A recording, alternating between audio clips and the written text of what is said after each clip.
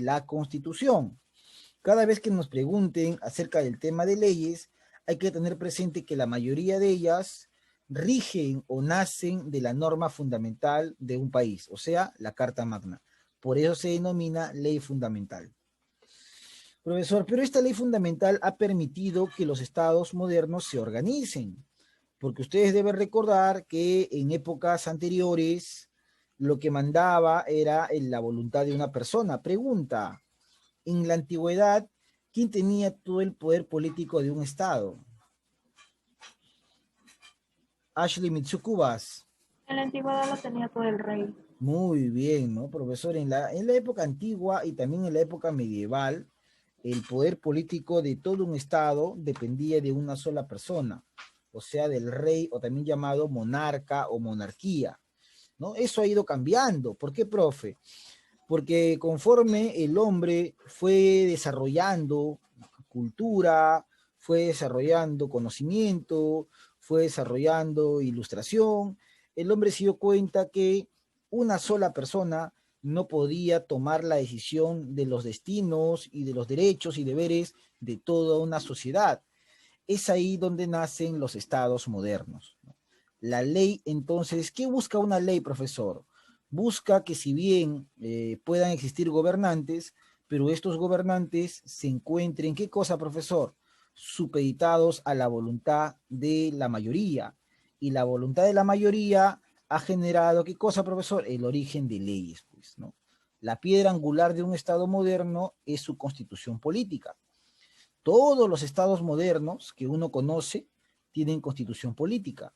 Por ejemplo, Estados Unidos tiene su constitución política, ¿no? Siendo uno de los estados más importantes en cuestión política, económica y social en este momento, tiene una constitución política al igual que el Perú. Entonces, profesor, una constitución política es una garantía de que tus derechos como ciudadano van a ser respetados, valorados y tomados en cuenta, ¿no? Entonces, ¿qué más? Bueno, esta ley fundamental de los estados modernos dice que contienen, ¿qué cosa, profesor? Contienen las normas que uno debe cumplir, los derechos que uno puede ejercer y los deberes que uno también debe desarrollar. Pregunta, hace unos días todos los peruanos han desarrollado un deber cívico muy importante. ¿Qué deber ha sido? Levante la mano. Gabriela Núñez. Las elecciones, la votación para elegir un nuevo presidente. Muy bien, eso es un deber, por ejemplo, pero al mismo tiempo también se convierte en un derecho. Muy bien, Núñez. Profesor, hace unos días todos los peruanos mayores de 18 años han ejercido ese derecho, pero también es un deber. ¿Por qué? Porque al no hacerlo hay una multa, ¿no? Entonces, un deber exige una acción y el no realizar esa acción puede generar una suspensión, una moratoria, un castigo o de repente una infracción, ¿no, profesor? Entonces, el no ir a votar se convierte o genera una falta, y esa falta va a generar en la persona una multa económica, ¿no? Pero más que el tema económico es el deber también como ciudadano, el deber de interesarse por la vida política de su país. Y qué mejor interés que dando, que la ley te ha dado esa facultad, ¿no? La ley nos ha dado la facultad de poder elegir a nuestras autoridades. Entonces, profesor, la constitución política contiene las normas, los derechos y deberes. ¿Qué más tenemos por acá? Obviamente, todas las personas. Pregunta, ¿en la constitución solamente encontraremos derechos de los mayores de edad o también de los menores? Levanta la mano. Cubas. En la Constitución también encontramos derechos para los menores y tanto como los mayores. También hay como derecho a la escuela, derecho a la educación. Por supuesto, Cubas. En realidad, una constitución política, los derechos son universales. Muy bien, Cubas. ¿No, profesor? No solamente existen derechos de ciudadanos mayores de edad, inclusive existen derechos de la concepción, ¿no? Por eso en el Perú el aborto no está legalmente permitido, porque hay una defensa de la concepción, hay una defensa de la vida. Entonces, profesor, no vamos a encontrar solamente derechos de un mayor de edad, vamos a encontrar derechos de todos, porque los derechos son universales para cada uno de los peruanos y también se respetan derechos de extranjeros. Bueno, ¿cuál es el origen de esta constitución política? El origen de esta constitución política lo vamos a encontrar en el famoso Congreso Constituyente Democrático, ¿no? Esta constitución, la actual constitución política que tenemos, nació en un Congreso Constituyente Democrático. ¿Cuándo, profesor? En el año 1993. Ahí se promulga esa constitución y hasta el día de hoy se mantiene vigente. Obviamente ha ido cambiando, ha ido variando en algunas leyes y artículos, pero en esencia se mantiene.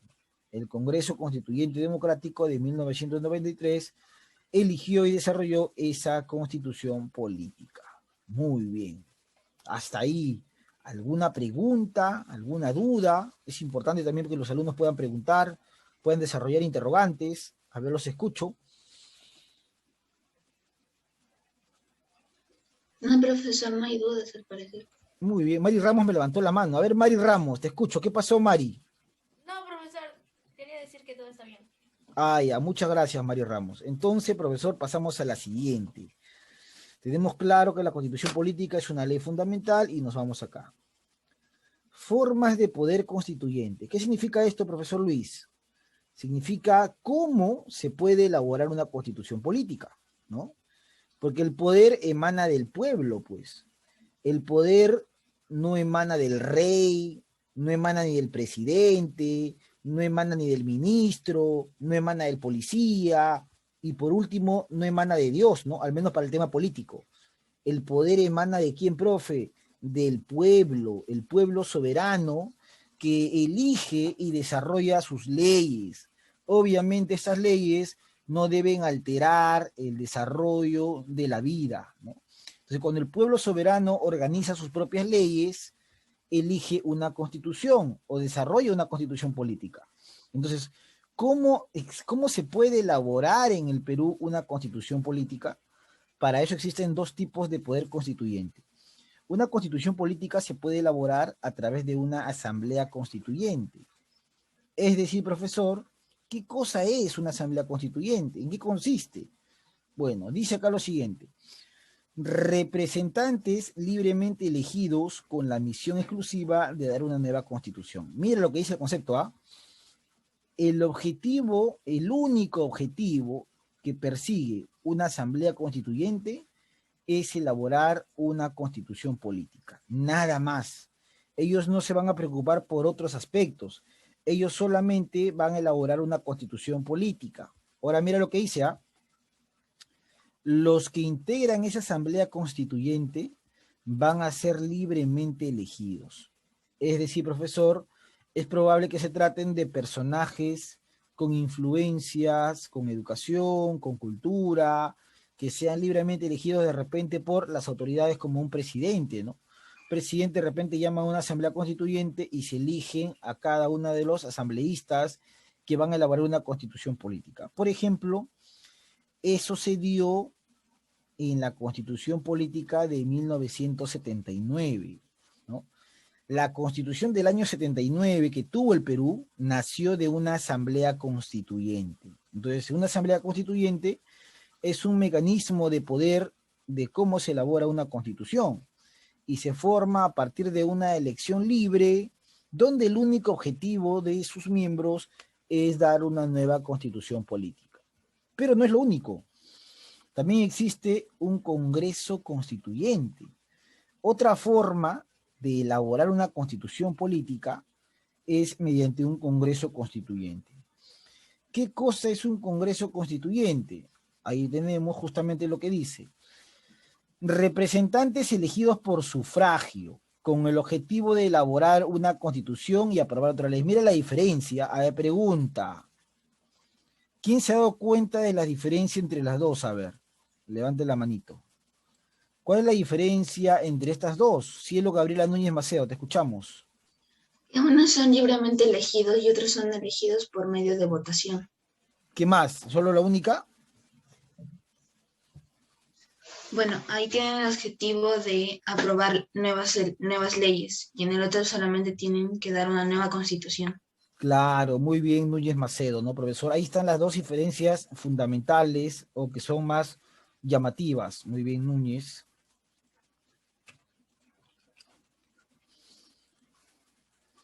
Por un lado, profesor, la Asamblea Constituyente nace de una elección libre, ¿no? Yo puedo elegir de repente a Estefano Castro, ¿por qué? Porque lo considero un buen estudiante. Yo puedo elegir de repente a la alumna Cubas, porque la considero una buena estudiante. Yo puedo elegir a la alumna Núñez, porque la considero una buena estudiante. Yo elijo, ¿no? Tú sí, tú vienes, pam, pam, pam, pam. Ustedes vienen y formamos la asamblea. Pero, escuchen ustedes, asambleístas, la única función de ustedes es dar una nueva constitución y luego listo, se acabó, la asamblea se disuelve, nada más. En cambio, un congreso constituyente es distinto. El pueblo, mediante sufragio, va a elegir a sus representantes al congreso constituyente. Y estos representantes no solamente van a elaborar una constitución política, sino que en el tiempo que se van a reunir pueden aprobar otras leyes, ¿no? Esa es una gran diferencia. Al primero se elige de manera libre por alguna característica. De repente es un buen político, es un defensor de la democracia, ¿no? Mientras que en el segundo se elige a través de un sufragio, a través de elecciones, ¿no? En pocas palabras, lo elige de manera directa el pueblo. ¿Qué más tenemos? Bueno, el Congreso Constituyente se encargó de qué, profe? De desarrollar nuestra actual constitución política. Sí, así como lo oyes, la actual constitución política del Perú nació en el año 93. Eso quiere decir que hasta el día de hoy tenemos esa constitución, ¿no? Pregunta, nuestra constitución política actual nace entonces, ¿cuándo gobernaba en el Perú qué presidente? Cubas. Alberto Fujimori. Por supuesto, ¿no? Cuando en el Perú gobernaba Alberto Fujimori. Ahí está, ¿no? Entonces, profesor, tenemos lo siguiente. ¿Qué dice la Asamblea Constituyente? ¿Qué es el Congreso Constituyente? La Asamblea Constituyente, representantes libremente elegidos, con la misión exclusiva de dar una nueva constitución, ¿no? Ahí están los asambleístas. Constitución Política del 79, y el Congreso Constituyente permitió o desarrolló nuestra actual constitución política cuando gobernaba Alberto Fujimori. Y recordar que, profesor, ¿por qué el Congreso Constituyente elaboró una constitución en el 93? Porque Fujimori, cuando fue presidente, dio un autogolpe de Estado en el año 92. El 5 de abril de 1992, Alberto Fujimori disolvió el Congreso de la República. ¿Por qué se llama un autogolpe? Porque él mismo generó esa figura política. Él mismo quiso disolver el Congreso, argumentando que era un Congreso obstruccionista, que no permitía hacer las reformas que el Perú necesitaba, pero lo cierto es que lo hizo porque él no podía controlar el Congreso, no tenía la mayoría en el Congreso, y disuelve el Congreso de la República, contando para eso también con el apoyo popular, eso es importante. Entonces acá tenemos los dos tipos de mecanismos de poder de cómo se elabora una constitución. La primera una asamblea y la segunda un congreso. ¿Qué más tenemos acá? Bueno, la constitución política de 1993, entonces, como mencionó su compañera, tiene su origen en el autogolpe del 5 de abril de 1992. Pregunta, nos dejamos ahí un momento. Ha entrado un estudiante, buenos días. ¿Cuál es su apellido de la señorita que acaba de entrar a clase? Campamanes Huarcaya, profesor, buenos días. Buenos días, señorita. No olviden, por favor, siempre identificarse por el chat, escribir su nombre completo en el chat para poder agregarla en la lista. Muchas gracias, señorita. Ahora la agrego. Campomanes Huarcaya, me dice, ¿no? Muy bien, Gabriela.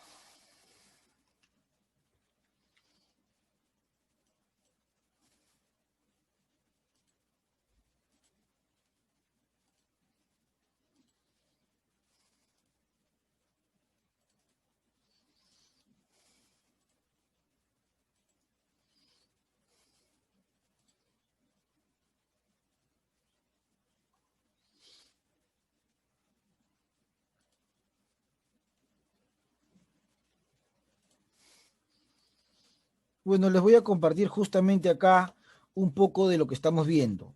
La actual Constitución Política del Perú nació en 1993, o es del 93, pero tiene su historia en el 5 de abril de 1992 con el autogolpe de Alberto Fujimori. Vamos a conocer un poquito qué pasó ese día, qué pasó en esa fecha y cómo nació nuestra actual constitución política. Activa tu audio para que puedas escuchar y obviamente observar, ¿no? Y luego ya vamos a comentar sobre el tema. Una actitud anti y tenía una actitud de revancha, una actitud anti-peruana. Antes que me destituyeran y antes que el terrorismo tome el control del poder y destruya la democracia, yo doy el paso.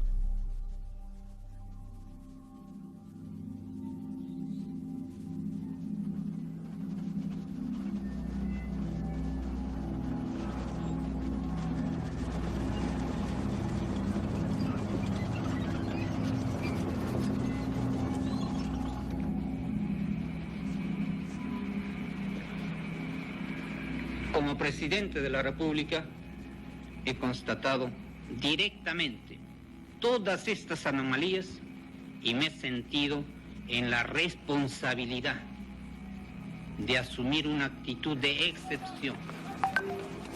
Prensa, compadre. Primero, disolver temporalmente el Congreso de la República. ¿Cuál es la orden, jefe? ¿Puede estar algún senador? ¿No se puede? ¿Pueden estar los senadores? Segundo, reorganizar totalmente el Poder Judicial. ¿Han requisado la edición? ¿Han requisado la edición, señor? ¿Cuál es la orden? ¿Cuál es la orden, por favor, Mario? ¿Cuál es la orden? Necesito saber, por favor, dígame usted. ¿Usted trabaja en el comercio, señor? ¿Usted trabaja en el comercio? El gobierno tomaba el control, incluyendo el Congreso, pero repito, temporalmente, porque precisamente había que aprobar urgentemente las leyes antiterroristas que no salía del Poder Legislativo.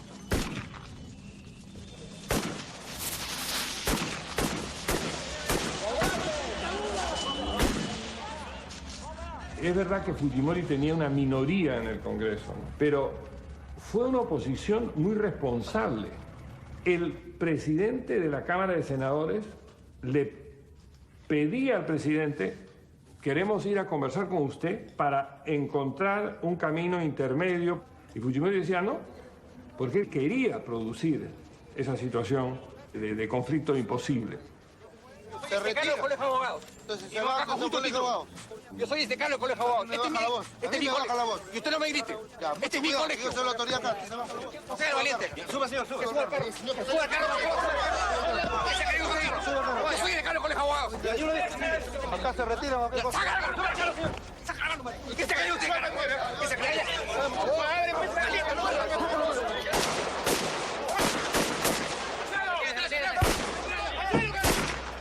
Yo como periodista rechacé el llegar a mi... Lo que nosotros estamos viendo en pantalla, chicos, es justamente lo que sucedió el 5 de abril del año 92. Fue el momento en el cual se produjo la disolución del Congreso de la República. Entonces, pregunta, a ver, para los que están observando y obviamente quieren incrementar su evaluación oral. Tenemos una alumnita que va a entrar, a ver, ahora sí. Pregunta, según lo que estás escuchando en este pequeño videíto, ¿cuál fue la razón para disolver el Congreso de la República? Levante la manito. ¿Por qué el presidente de esa época tomaría esa decisión? Sale el presidente hablando hace unos minutos, ¿no? ¿Por qué? ¿A qué se debe que el presidente decidió disolver el Congreso? A ver, te escucho. Manitos levantadas. ¿Por qué crees tú o por qué razón lo hizo? Hace un momento él habló, ¿ah? Ahí sale Fujimori hablando por qué razón disolvió el Congreso, ¿no? A ver, te escucho, Cubas. Por la actitud irresponsable y negativa de los parlamentarios. Claro, ¿no? Eso es lo que él dice, muy bien, Cubas, buena interpretación del video. Eso es lo que él dice, ¿ah? Eso es lo que él afirma. Él dice, profesor, él dice que disuelve el Congreso, ¿no? La entrevista afirma, porque encontraba un parlamento bastante obstruccionista, bastante opositor, y que no